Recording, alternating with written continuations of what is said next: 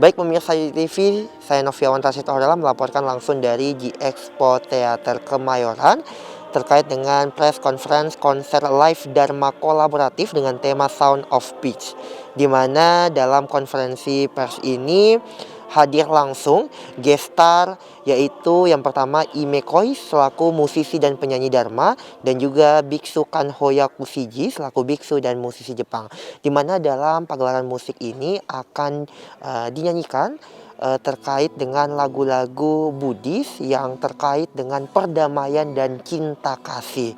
Dan tentunya ini merupakan konser pertama di G-Expo Teater Kemayoran setelah masa pandemi COVID-19.